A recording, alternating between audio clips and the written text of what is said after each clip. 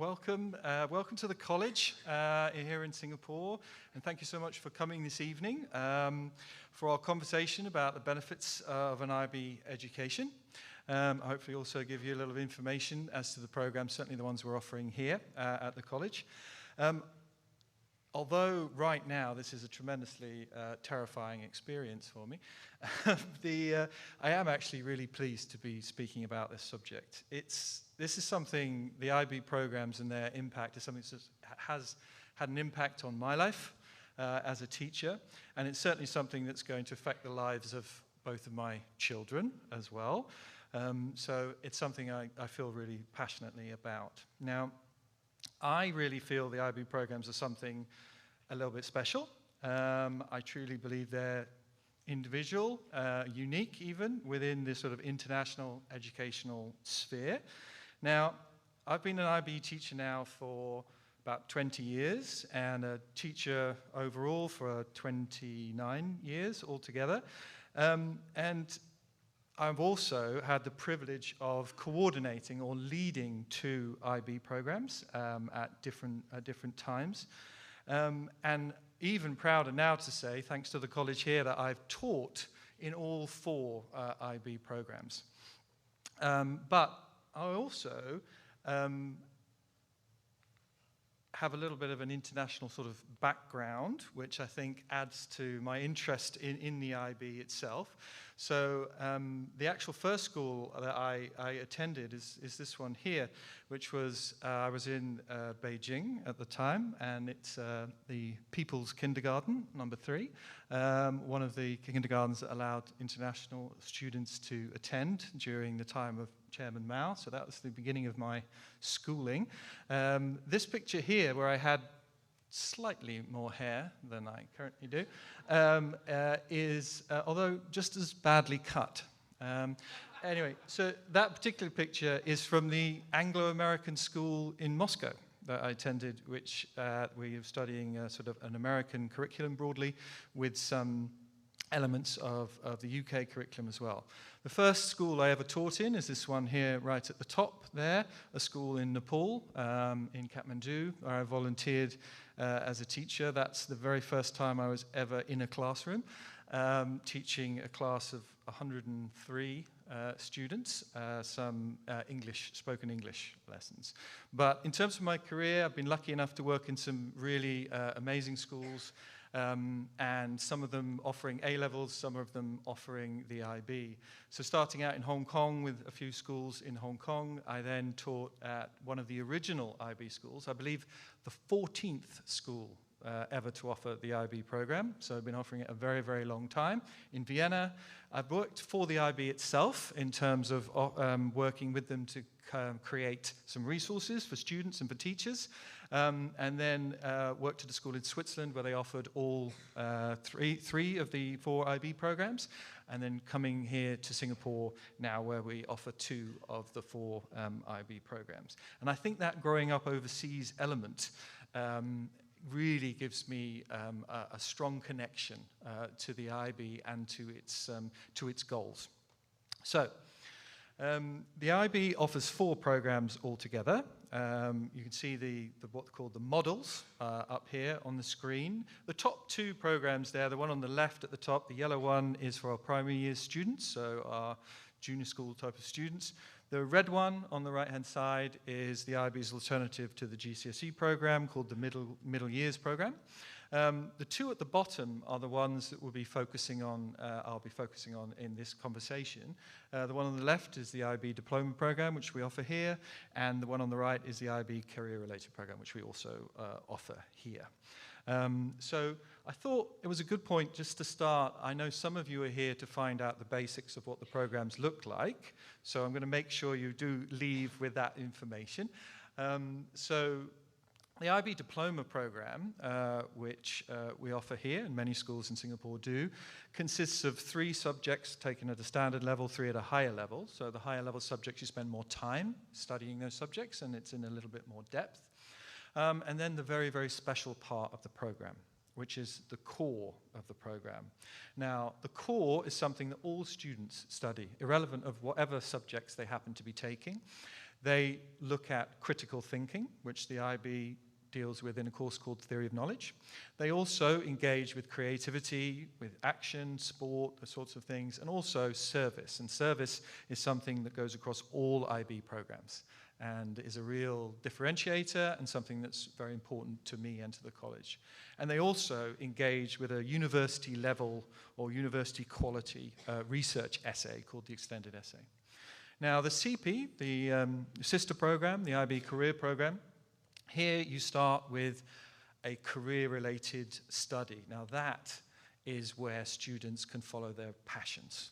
So it's, they spend a lot of time doing whatever the career-related study is. Here at the college, I'm so proud to say that we are offering 2 career-related studies, one for students who are passionate about performing arts and one for students who are passionate about sport. It allows those students to spend a lot of time doing the thing they love. They combine that career-related study with 2 or 3, in some schools, IB diploma courses, and they also have this core, which I'm going to talk quite a bit about. The core that the career program has a personal and professional skills element, which is life skills, professional skills, skills that employers are looking for in their employees. Skills that we all need as adults. So the personal and professional skills course, they also develop their language, which is something all IB programs insist on, more than one language. They also engage with service learning, and they also engage with an extended project as well, which tends to be about ethics in the career-related program. So, as I've said to you, I really think the IB programs are a little bit different. And I want to start, I think, with this. So this is the mission statement of the IB. And the IB does, I think, attempt to do a little bit more than what most other curriculum offerings might be suggesting around the world. Their mission statements may say quite often they're developing inquiring and knowledgeable people and that sort of thing. But if you read the statement here, it talks about caring young people, which you may see, again, in other educational missions. But the final bit, to create a better, a more peaceful world through education that builds cultural understanding and respect. Now this, for me, is a real differentiator. The fact that this mission statement exists, it exists in the programs themselves, it exists in how the programs are assessed, how students who do it, how they're assessed.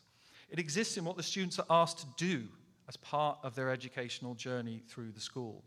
And it also exists in the final awarding of the diploma or the career-related program. To state so clearly that what we're trying to do goes far beyond students simply getting an academic background in a number of subjects. Just a few facts. The idea that we are developing skills and concepts which may go on to make the world a better place is something that can really drive educators and inspire students. So, what we're trying to do is to encourage those students to challenge themselves in a program to go much further, to challenge themselves to understand the world they're going to live in, and certainly in our case, they're going to be leaders in, so to understand that educational, that world that they're going into, and to be active change makers within it. So it's pretty inspirational. And now that IB mission statement applies equally to all IB programs, whether you're a 3-year-old going into the PYP or an 18-year-old graduating from the diploma program. The mission also is so important that the IB as an organization visits every single school that offers an IB program and checks to see, is the school community living that value? Are the students exemplifying those values? The fact that they actually come in to see that it's happening, that it's not just, highfalutin talk, is really important. So we as a school have to keep an eye on, are we upholding that mission to fundamentally make the world a better place through education. This, there are so many examples of the IB doing this for real and not just talking about it. The one I probably love the most is called the Global Festival of Hope. It is an annual festival that the IB hold, which celebrates the service learning and excellent projects of students around the world who have made a considerable difference as they've experienced their IB education. Now, I can still remember when I was a really young teacher, I'd taught for about 2 or 3 years, I'd taught A-level chemistry. And I got to my first international school in Hong Kong. And whilst I was there, the school decided, in fact, the whole foundation decided that they were going to move to the IB programs from offering A-levels. And I still remember being in the staff room and receiving the study guide, the syllabus, if you like, the syllabus statements. And I was sort of thinking, okay, let's see if there's any different chemistry in here from what I've been teaching and went to university to learn about, etc. And I got through first page, second page, third page, through to about page 7, page 8. Wasn't any chemistry in it. Where's the chemistry here? This is all about trying to make the world a better place and having students develop skills that they could use in other subjects other than chemistry, like I was supposed to care about that, students and what they were learning in other subjects, how I could relate my teaching to develop concepts that students could apply in other subjects, how I could create opportunities for students to use their understanding in chemistry to serve others, to create service opportunities. It was like nothing I'd ever seen before. And for me at that time, it got me thinking, it really got me thinking that we as teachers have the opportunity to do far more than just, in my case, teach chemistry. It was to think about what we were doing and developing young people who were going to leave our school, go out and do wonderful things in the world and take their responsibilities seriously. And our responsibilities to those future people who were going out there came through loud and clear in that documentation. And ever since then, I've been an absolute believer in the power of the programs and the importance that the programs have in today's fractured world. So, broadly speaking, I would like to touch upon 5 aspects where I think there are significant benefits for our students and all students of having an IB education. And I also want to sort of look at and give you an opportunity to ask questions about some of the myths and legends or misunderstandings that there may be there about IB programs. So I'd like to talk about critical thinking, and critical thinking in terms of how we teach through inquiry and how that creates critical thinking, hopefully, with our students. I'd like to talk about holistic education and how the IB programs ensure that happens. I'd like to talk about the international mindedness aspect or intercultural understanding, which is a really important part of what the IB is trying to do. Transferable skills. And finally, of course, academic rigor of the programs and what universities think about the IB and IB graduates, which is a really important part of why we select these programs. So, starting with the idea of an inquiry-led curriculum. So, I'm not going to go into edu-speak here. It's questions. Teachers starting with questions, asking questions of their students, students asking questions themselves, and creating their understanding, the students creating their understanding in partnership with the teachers. That is a key component of an IB education. But if you think about critical thinking, in today's age, we all experience it, but our students really are in just an avalanche, a wave of information that they cannot escape. It's constant. The amount of information and data that our students, your children, will experience is extraordinary on a daily basis. The small device they carry in their pocket gives them access to anything almost in terms of the information and knowledge space. So the ability, the skill to be able to say, to discern what information might be good, less good, etc., to be able to decide on the quality of the source of that information, to not necessarily respond to that information, that to me has to be one of the most important skills that we have now and that we will have for the next 15 to 20 years. Now, The way that the diploma program and the careers program are structured, that is built in. It's baked in to how the students experience the curriculum, the questions they're asked, how they're assessed on the curriculum as well.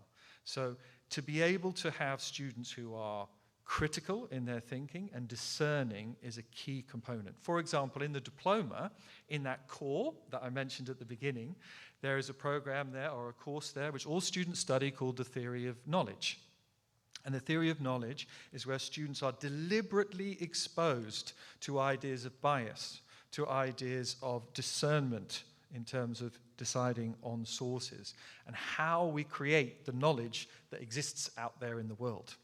It gives students the opportunity, shall we say, to decide what information they get is really useful and good information, what information might be suspicious, and perhaps what information might be completely dismissed as well. So having that element present in the teaching of IB programs and in that course itself within the diploma and the core of the careers program is a great advantage for our students. Not just at university, where they are asked to do that immediately on arrival, sometimes without students who aren't IB students, haven't had the practice of that, but also just in life, to give them a skill, which is a wonderful life skill and a really useful one. So critical thinking is something that I think all IB programs offer, and it's a real key part of why we choose to offer it. If you think about AI, we don't know how artificial intelligence is going to develop. We don't know exactly what skills will be required in the future to reap the benefits of artificial intelligence, but we do know that the retention of facts and not being able to discern between them is not going to be one of the skills that's going to be helpful. So the IB retains its focus on the skills, not on that knowledge idea. And the curriculum of the IB changes with time. The curriculum of the IB, every subject is reviewed every 7 years. So every 7 years, the subjects are refreshed, they're modernized, the pedagogy around them is modernized and refreshed, and challenges in subject areas like AI are brought into the curriculum naturally. So that future focusing that the IB insists on is present in the very operations of the IB. So the individual subjects that they study within the diploma or the career program, that critical thinking mindset is essential for success. As I said, they're also assessed on that. But the classroom itself adds to that dialogue. So an IB classroom is multi-directional. What I mean by that is the teacher is, of course, providing knowledge to the students. So there is that direction. But there is also students teaching other students, interacting with other students. So that's another direction. Student to teacher is another direction. And the students to the outside world and back again. So an IB classroom is very multi-directional.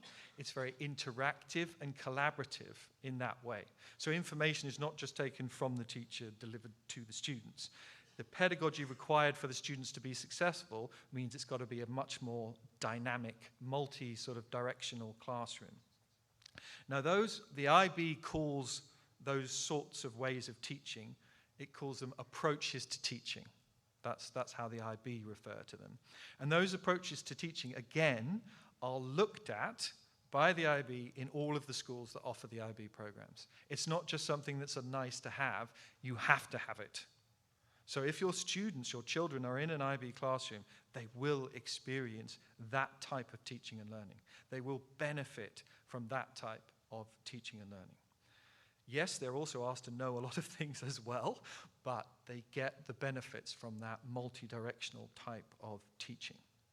So it's a really important part of an IB classroom in general. Now, the next aspect I'd like to talk about is the holistic nature of the programs. Now, the holistic nature of the programs is a really important component. For us, certainly here at the college, education goes beyond what happens in classrooms. But the IB programs themselves that sit at the middle of our 16 to 18 experience provide students with a broad and balanced experience of subjects. So within the DP program, the holistic nature is provided both by the fact you have 6 subjects that come from all different areas of the curriculum. You have languages, your own language, you have foreign languages, you have humanities subjects, you have science subjects, math subjects, and art subjects. And your choices come from that broad range of subjects. Now, that is then further broadened by the fact that every student has to engage with the core of the IB diploma program, where they're also asked to give of themselves to the community, probably experience sport, experience opportunities to reflect and present what they have learnt. So by interacting with the core, just today, we had a really lovely experience where all of our Year 12 students were up in the new building, the greenhouse, all of them up there celebrating their progress in the core, explaining to other students, to parents who came to visit, what they had got from TOK, that's the Theory of Knowledge, the critical thinking course, what they got from their service and the opportunities they'd been given there, and what they had got from the start of their extended essay or reflective project journey. And it was wonderful. I mean, I don't think I was ever that excited about my education when I was at school. But when they get to talk about the things that really care about, it's the core that lights them up as students. And it's the core that makes them really excited about their learning in the subject areas as well.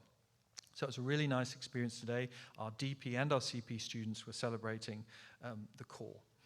So that holistic nature of the program comes from the core and the 6 subjects in the DP. In the career program, the holistic nature comes from combining DP subjects with your career specialization. So more specialization is possible within the career program, but they insist on the holistic nature by having a core that everybody must interact with. So that holistic nature of the program is really important. Now, the third aspect of the programs is intercultural awareness. Now, this goes back to the very beginning of the IB. So the IB was established in 1968, and there had been a lot of conversations between 1945 and 1968 that led to the development of the IB as an organization. But really, it was the world still recovering from a second global conflict within a century. And to have 2 global conflicts in that space of time, there was a strong urgency around trying to create opportunities for a more peaceful world. So in 1968, the IB was established with a few schools for the first few years, and it has grown and grown and grown and grown ever since then. But it was created with the purpose of giving the world opportunities to build bridges and develop intercultural understanding through international mindedness. Now, at the beginning, they were almost on their own. They almost developed their own sort of educational research area, which was originally called international mindedness. Nowadays, it's more called intercultural understanding. But those original sort of idealistic educators and philosophers really thought the world could be changed through education, and that would create people who were less likely to create conflicts. Now, you may think that was naive, but it is still at the core of what these programs are trying to do. And it's the core of what we are trying to do as an international school. So how do they do that? Well, firstly, in all programs, it's essential all of the curriculum that you offer must present other cultural lenses, must be from a diverse range of nations around the world. Opinions from other parts of the world are brought in, and in some areas of courses, global politics and history, you certainly have to address international mindedness head on as an idea.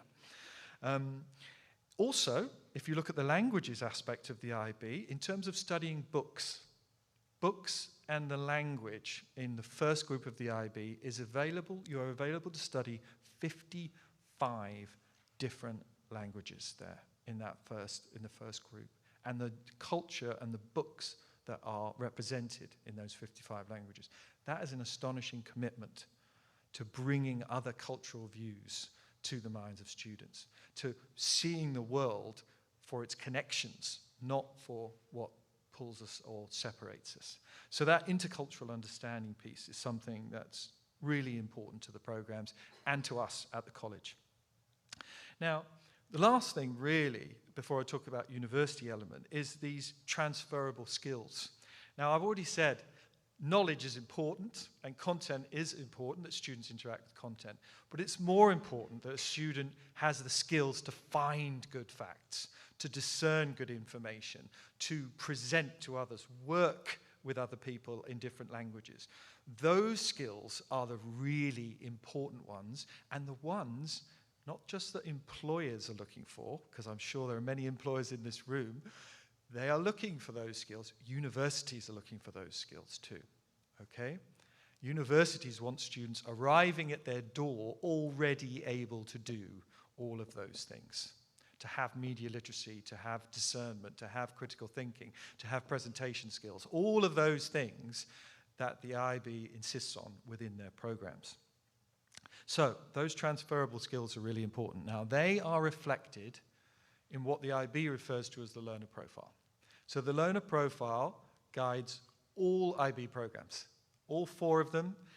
And the thing about the about the learner profile is that this is a set of human capacities, if you like, human capacities, skills, attitudes, which all programs will seek to develop. And some of them you can see are definitely about academic success.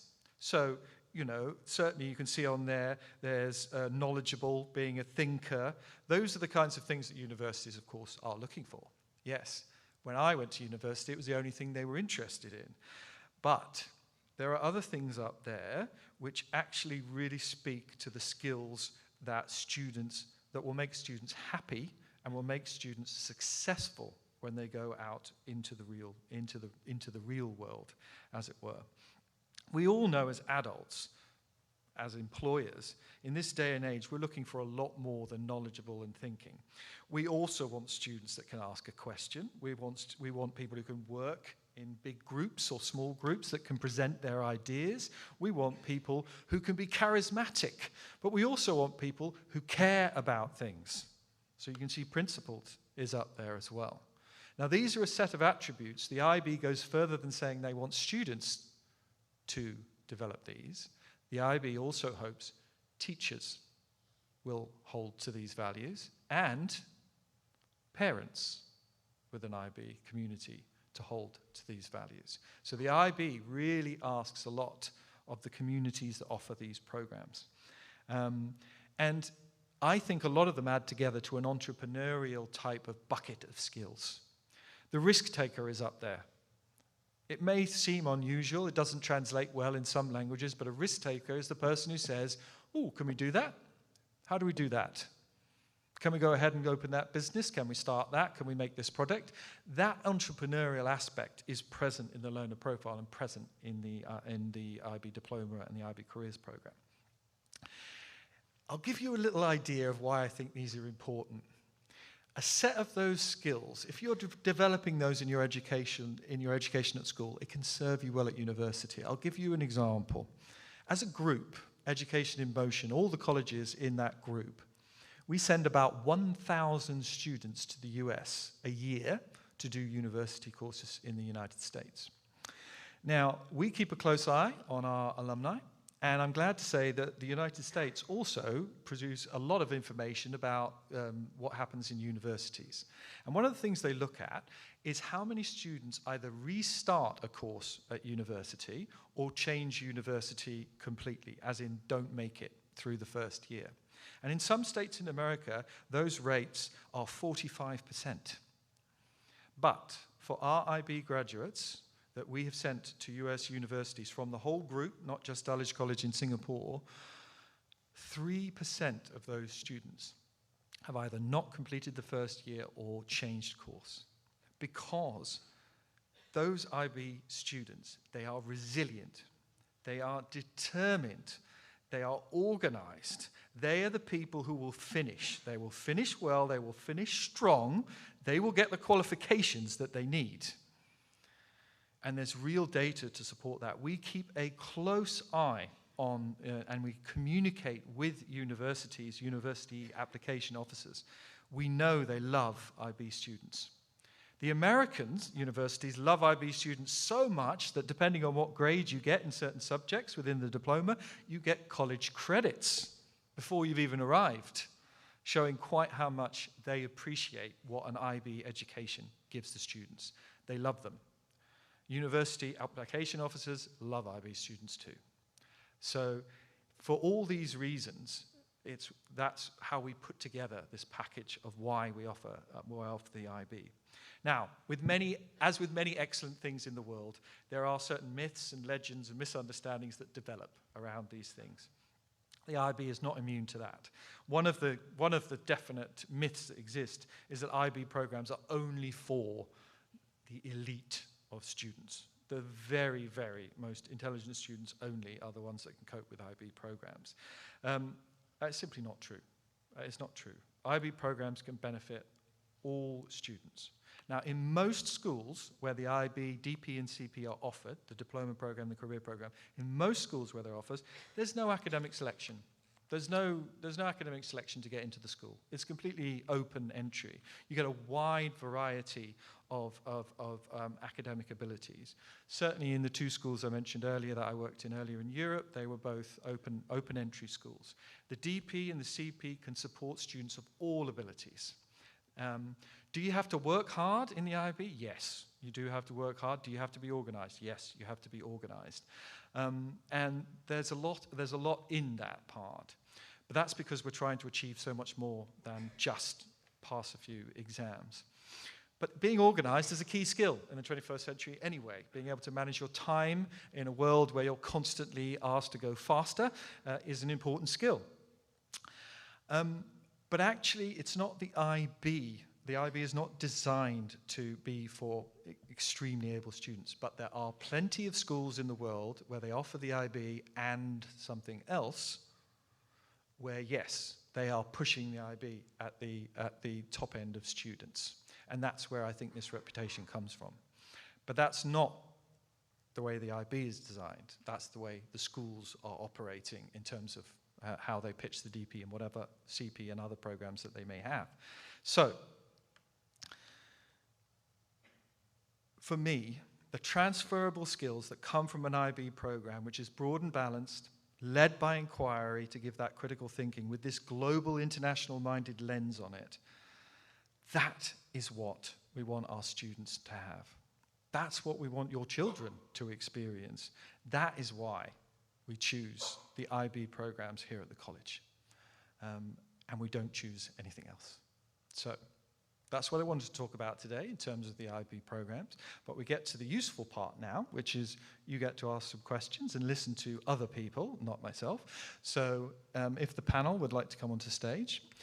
We're going to have a little bit of a conversation now. I've got 2 or 3 questions that have already been submitted, and then we will be able to put a microphone into the audience, and you'll be able to answer questions. But I would like to welcome, firstly, Dr. Benedict Hung as a Senior IB World Schools Manager. He's been based at the IB Global Center in Singapore now, but he has 20 years of experience with the IB. Brian, who has arrived from a very stressed car journey. Thank you for being here, Brian. So Brian is an IBDP graduate, but he also has a really close connection to us in Singapore at Dulwich. He is the Worldwide Alumni President, the founding president of the alumni for our Worldwide network. And he's currently working in the Prime Minister's office in Singapore in public policy. We have Sophie Boscher, who's here, who's a parent of an IBDP graduate.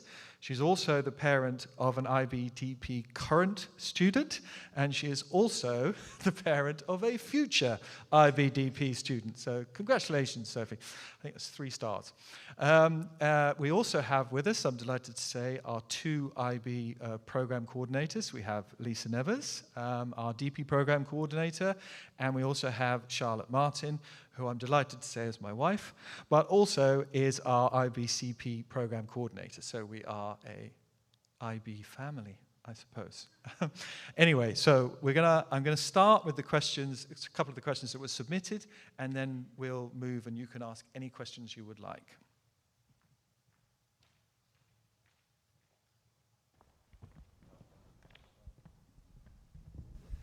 Okay, so the first question, I think it would be nice if everybody had a chance to answer the first question, actually, because I think it's important for people to know. But what's your, the favourite thing you have about the IB programs? What's your favourite thing?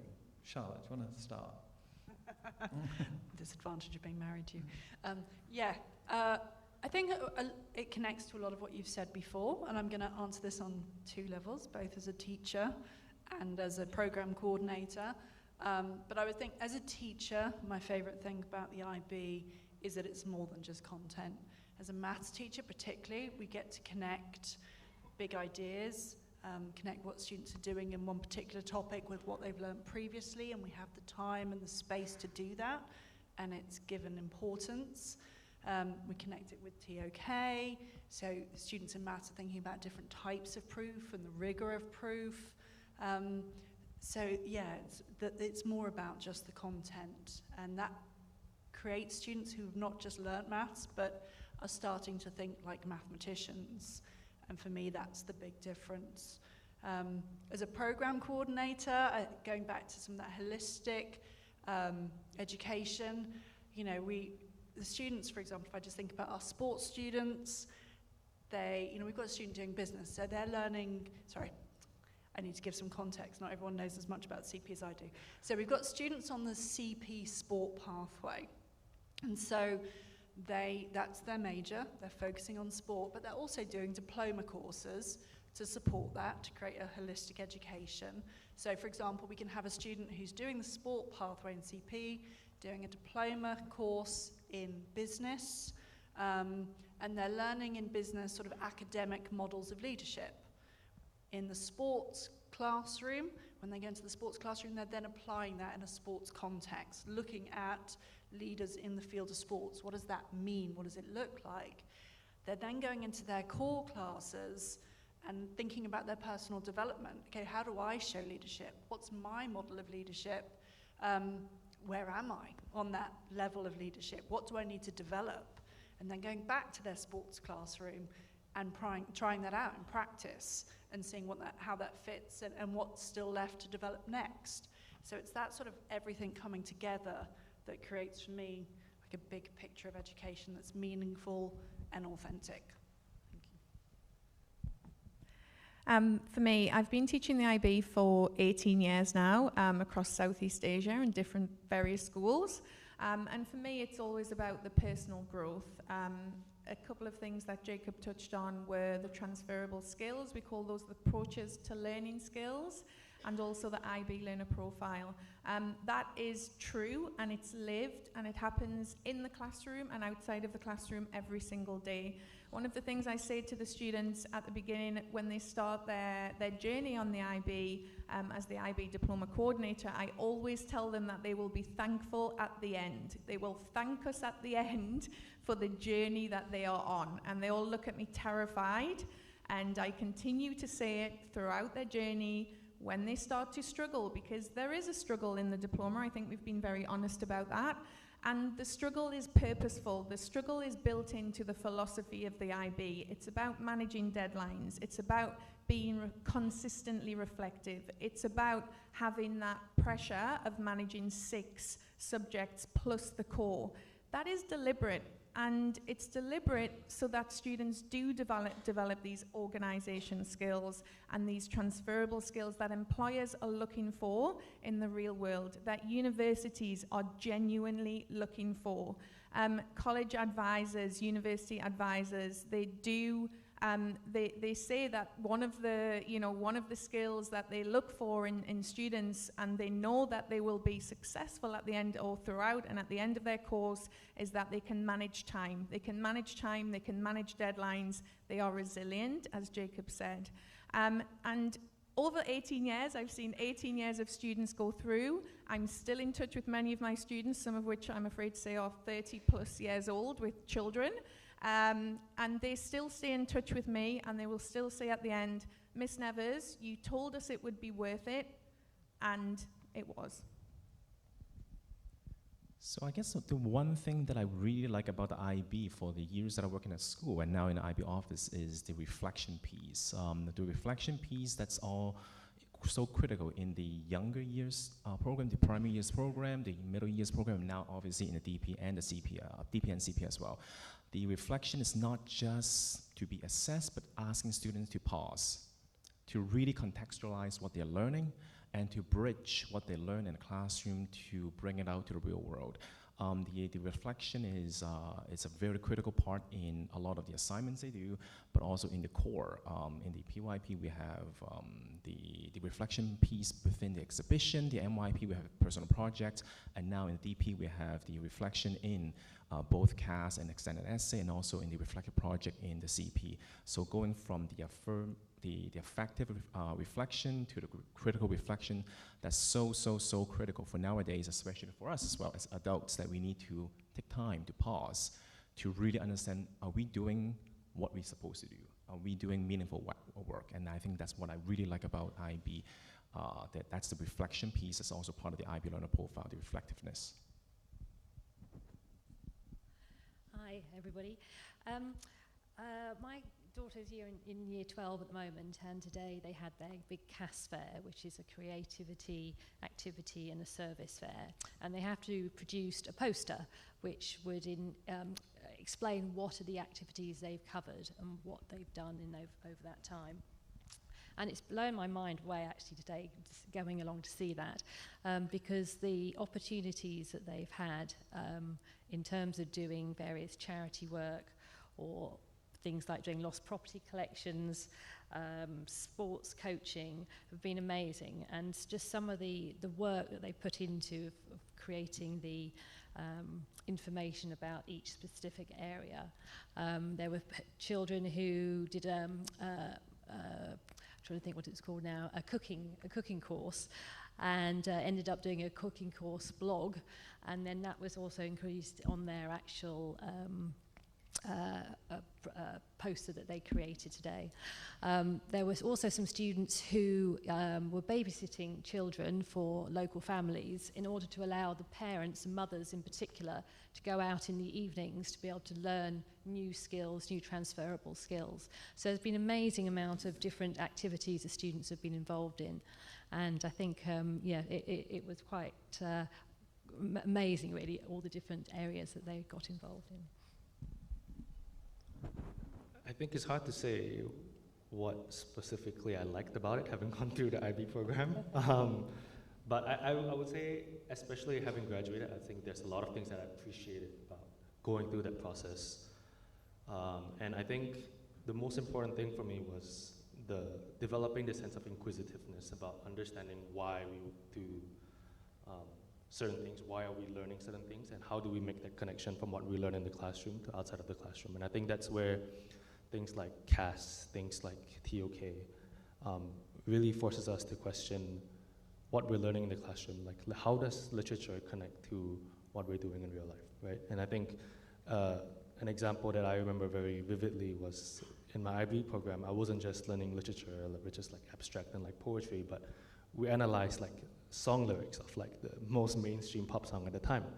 And so that, at least for me, helped me understand the value of, I think, of education. And what I mean by that is, I think, especially in Singapore in an Asian context, the way we think about education a lot of times is about like scoring, about like, can I get a 7, can I get a 45, can I score A's? And I think if you think about the IB program, it really forces you to think about application, and by doing that, you learn the joys of learning and not just about scoring. And I think that's a big process that I went through going through IB, that I'm forced to apply what I learned in the classroom to my leadership.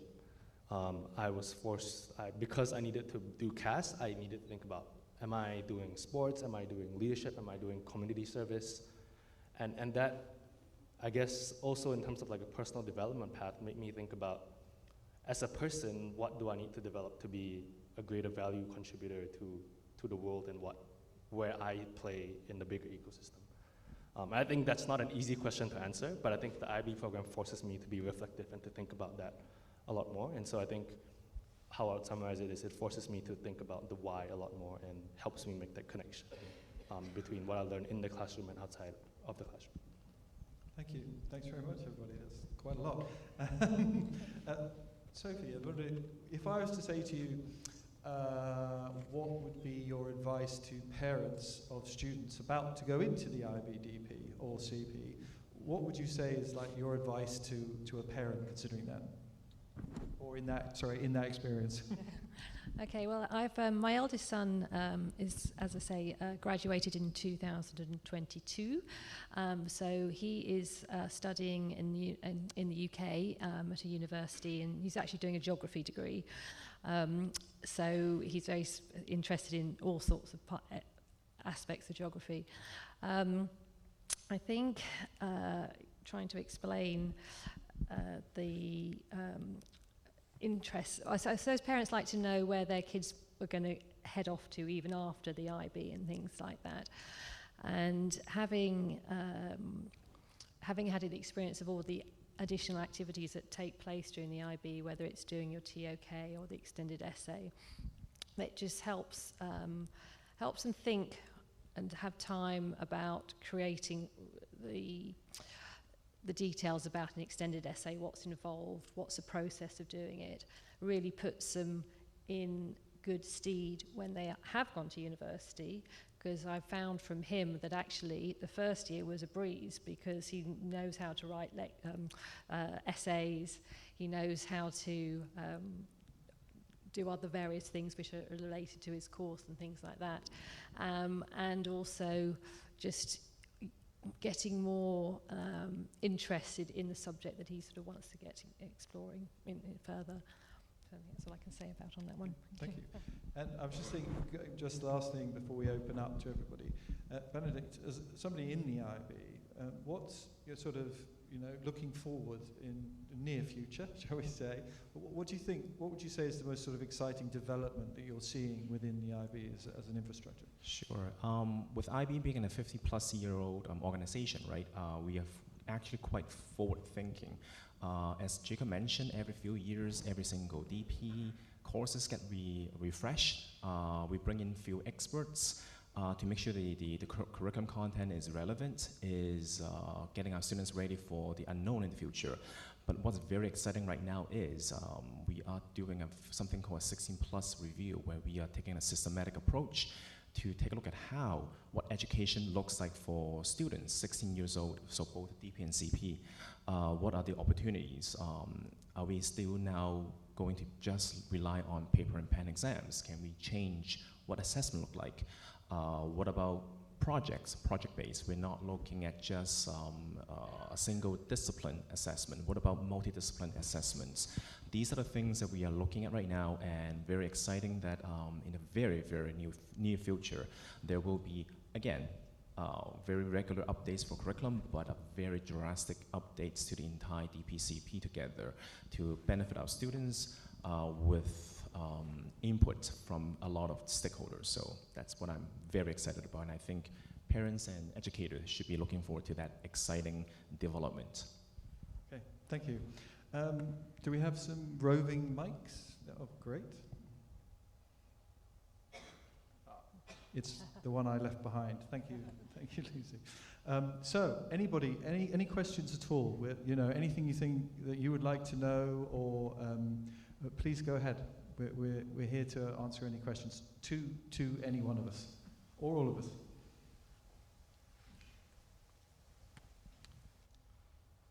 Thank you for being brave. Being a risk taker. Thank you very much for the presentation, and hopefully you will not regret the question. But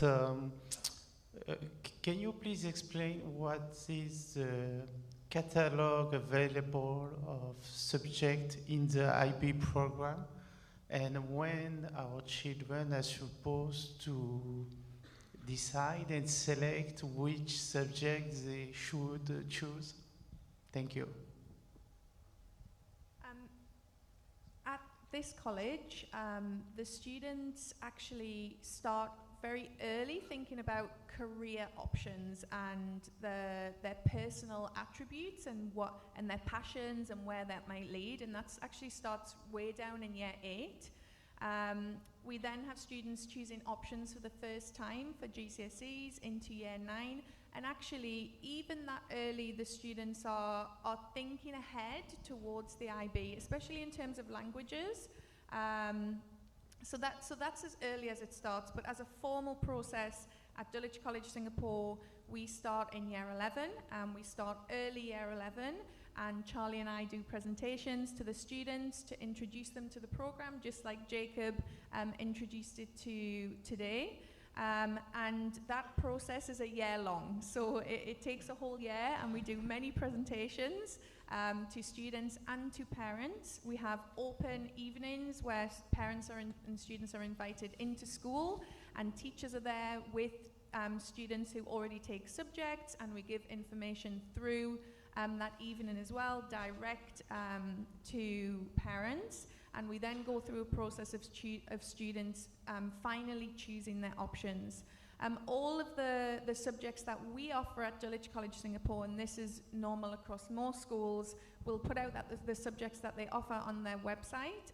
So all of the subjects we offer are available on our website, and every other school I've worked in, that's the same process as well.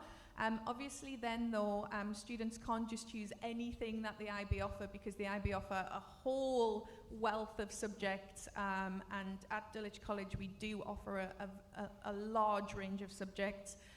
We then put out what we call timetable blocks, and students need to choose their options from those blocks. So it's one subject from each block, and they cover all of the groups that Jacob introduced earlier: the mother tongue language, the second language, humanities, science, and maths, and arts.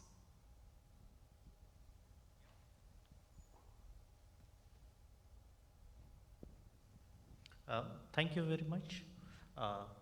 While discussing with the parents of the IBDP students, they have emphasis on this is a rigorous course, and really it's a very dedicated studies, and I agree that one. But some of the parent also emphasize on most of the students require the tuitions, additional tuitions apart from the college studies. So can you put some light, because for me it's I'm not sure whether how this impression has come, but I think you can put more light on this.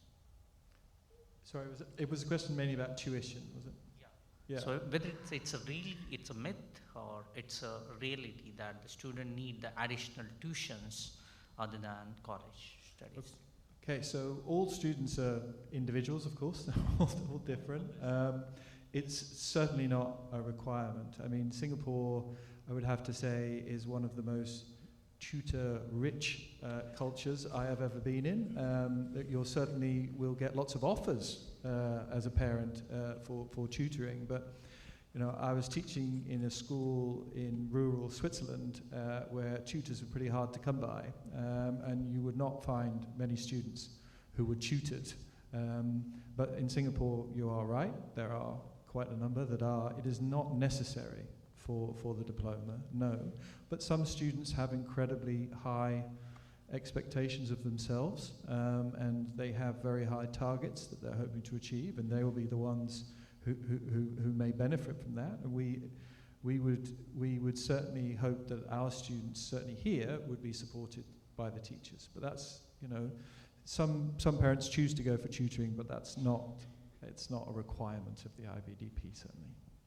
If maybe I could just add to that, as having gone through the program, I think I see it from a lens of having been through segments of.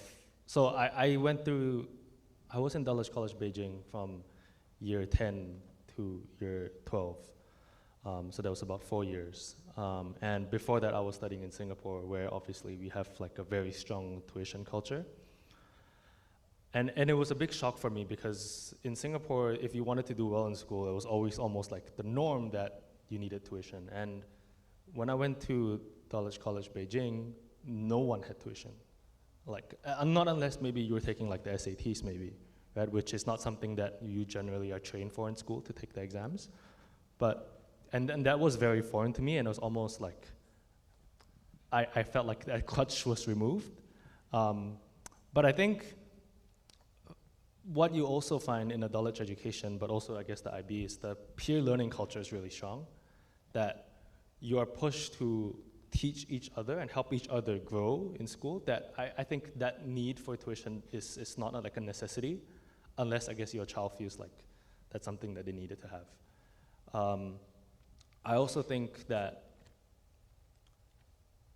if you really think about education from like, it's not really like from the perspective of not needing to score, but needing to learn, then I think as long as you feel like in school you're learning, and that's a conversation you'd also have with the teachers and the school management, it's about like, how can I ensure that my child's supported and they're actively curious about learning in the classroom? I don't think that's like necessary at all. And I never had tuition, especially in the IB program phase. And there's a lot of online resources as well, so. Okay, thank you. We've got two down here at the front. Oh, and one there, yeah. sorry. Hello. Yeah, hello. As GCSEs is, in my understanding, quite a British curriculum, and IB is international. I mean, do you feel that there's a seamless approach from a British curriculum into an international curriculum, given that other international schools here just do IB from the age of 8, 7, 6, etc.? Mm-hmm. Charlotte, do you want to? Yeah, I think it's a good question. Where is that fit? And we do a lot of work to make sure that there is a sort of good transition between the programs. One of the things we offer is the 3-year IGCSEs, which gives us much more flexibility in terms of not having to race to deliver content for the exams of the GCSE. So, for example, speaking as a maths teacher, we've interwoven a lot of the skills that students need for IB into the IGCSE. So we do investigations, so students are developing those problem-solving skills, those critical thinking skills. We do work on calculator use and technology to make sure that students are developing those aspects as well.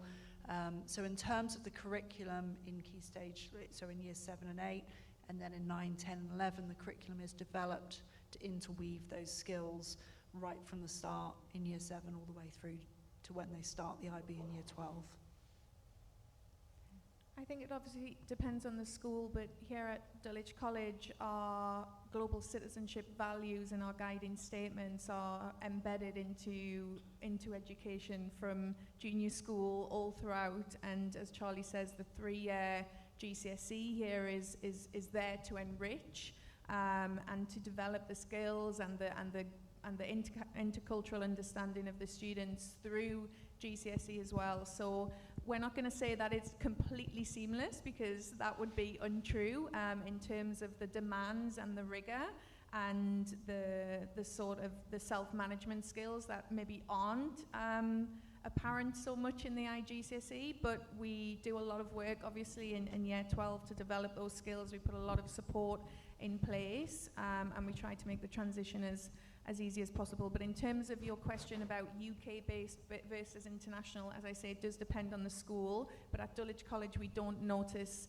that difference between UK and international so much, because we do put so much work into developing the international mindedness of our students from junior school. There were two questions at the front, Lucy, here. Thank you. There are some who say that if your child has a keen interest in becoming a scientist or engineer, that they would be better off with the GCE levels rather than the IB. What are your thoughts on that statement? Well, I think that, yes, the question was, correct me if I get this wrong. So, that there are, if you have a child who is passionate about, for example, you suggested being a doctor, was it? A scientist, yeah, so being a scientist, that it might be better to specialize earlier using a program like A-levels rather than the IB, rather than a broader program. Is that? Yes, I was wondering what are your thoughts on Yeah. such a statement? Okay, thank you. So I'd like to answer this, if I may, as a scientist. So I studied chemistry, biology, physics. I'm already bored at A-level myself. And I didn't study any other subjects. and I was quite good at sciences. And I went to university and I studied chemistry, and I didn't have any of the skills needed to be a chemist other than the knowledge to be a chemist. And then when I left university, I realized that there was so much I was missing. I was a good scientist. I think I'm still quite a good scientist, but the joy I get from literature, from understanding history of the world, these are all things I had to add myself at a later date. And it was quite an effort to add those things. I'd been indoctrinated to a certain extent. So for me, it's just the opportunities to do the specialization a little bit later, because the IB will make you a better scientist than if you just specialize early on, is my thoughts on that. Thank you for the question. Oh, there's another question. I think if we go for, I want to respect people's time. I know we started late as well. So if we have 2 more questions, Lucy, is that all right? Mine is a very quick question about the extended essay. It's been rumored that some schools with extremely good scores have their students' extended essays marked and remarked several times, although I understand it should only be sort of rewritten and re-edited once, possibly maximum twice. So how do you feel about that, and how does the IB board actually supervise this or check on this? Okay, according to the regulations, for sure, yes, a piece of assessment in the DP or in the CP as well, student will submit a very close to final submission. We call that first draft for very thorough feedback from the supervisor or the teacher, right? And then based on the feedback, the student would go back and make the revision to polish it ready for submission. There are situations where, depending on what is happening within that particular piece of assessment, or the design of that piece of assessment, there could be a little bit more iteration. But if we're looking at extended essay in particular, it would bring into the question of academic honesty, both from the student and the school. If, let's say, they do more than the expected number of revision allowed between the supervisor and the student itself. So the IB deals with those kinds of things very seriously. But your question is, does it happen? Yes, it happens. It does happen. But like many things within education, that's a moral decision of the school itself. Another question.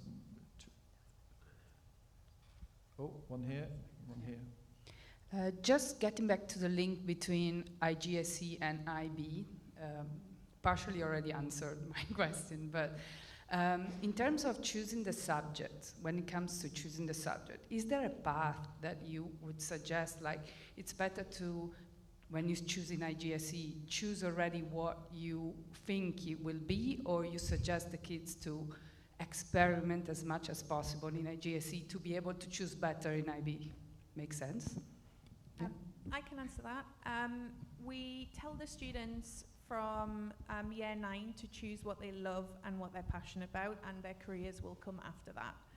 In terms of the IB and what they expect, most subjects do not require any prior learning. That obviously doesn't count for languages, all languages, or some higher level subjects. So for example, in group 3 with the humanities, there are no subjects within that group that require any prior learning. So if students choose business management in their IGCSEs and they want to continue that through to the DP, great. But if there's a student who's done economics in GCSE and they now want to switch to business, they will have exactly the same experience and are able to achieve exactly the same score as the student who took GCSE. In the beginning, the student who didn't take IGCSE business might feel like the students around them know a bit more vocabulary, but as we know, the focus is not on vocabulary and facts within the IB, and so they catch up very, very quickly. And so I would always say to the students, when choosing the GCSE subjects, you choose first and foremost what you're passionate about, and then you continue that through to the diploma. And as long as you're not focusing on things that you're not very good at or you're not passionate about, you'll always get to where you need to be. Thank you. There was one question here at the 4th row here, Lucy.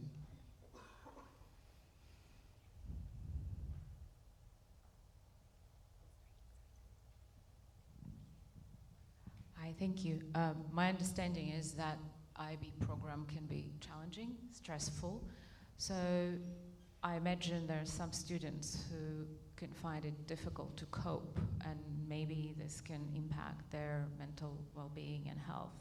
How is school dealing with that? How do you support such students? I'll go. I'm sort of thinking our deputy principal and the upper senior skills sitting in row 2, and probably best placed to answer that question. Dom, should we bring you in? Okay, so I'll do my best, and if you've got anything to add, just put your hand up. Yeah, we're aware that our students, for many reasons, as they're adjusting and they have demands, many of our students at times have crunch points and face pressure. And we have a really rigorous system in the upper senior schools. So for example, both Lisa and myself, so the program coordinators, we meet with the heads of year, we meet with Dom, we have a weekly meeting so that we're always talking about students. First conversation at those meetings is, how are our students? Where are they at? We have regular well-being surveys, so a Komodo survey that our students, I think it's every month, that our students are completing so that we're seeing patterns. So where students, we've got changes in their well-being, that sets up a red flag. So that then in the first instance is a conversation with a trusted adult, someone they have regular connection with. It could be their tutor, it could be the head of year. We have 3 counsellors on the senior school campus, so students can be referred to counsellors to help them with immediate and temporary issues. Where there's something like overwork with work, overload with deadlines, depending on which program they're on, the program coordinator would speak to that student, would then talk them through those deadlines, and if we needed to adjust those deadlines to respond to the well-being need. We're a very big team, and I think we're very proud of our team. I think we're a very good team, and I think we work very, very closely together. We are constantly having face-to-face conversations. The pastoral leaders, the program coordinators, the counsellors, the core coordinators, the teachers, we are all in touch with each other every single hour of every single day of the school year. We use data a lot. We triangulate data. We triangulate our academic data from the classroom. We triangulate external data that our students have taken external testing for. We triangulate the data from the well-being survey, so we're triangulating the pastoral data. We are on top of it. We met today, the whole team, the Year 12 team, and we talked about data and what the data means and the interventions that we're going to take right from the start. We're on top of it, and we do our very, very best. I'm not saying that there are not students who will find it difficult. There are, and we've talked about how building those skills and building and that personal growth is really, really important, and it's something that we value. But of course, peer pressure, parental pressure, external pressure is something that we recognize does contribute a lot. And so we do ask for the support of parents, and we have regular assemblies with our students to make sure that they are supporting each other. And it's just about that, building that culture of trust. And we, as I say, we do our best. Does it exist? Yes, it does. Can we grab every single student and protect them? I think we do our best. And I think we'll end where we should, which is with a graduate. I think if I could just add, I think from a student perspective, nothing is ever easy. And I think for me, the main difference for an IB program is it's deliberately designed for you to experience balancing and juggling things in and outside of the classroom. And I think the good thing is you are going through that with your peers. And so you're all going through that and learning along that process together. And I think if you think about the way I see education is it should be preparing you for the real stresses that you'd have in life, right? And in life, I think you don't really get to pick I only want to focus on my work today and not care about my family commitments and my other life commitments. And so to that extent, I think it both prepares you for the pressures, but you also have your peers that go through that process with you, and you also have educators and the school structures that are like insanely aware that this is a pressure that's deliberately built into the IB system, and there's an ecosystem of support that's, I think, created around that to help support like me when I was a child, and hopefully your children too.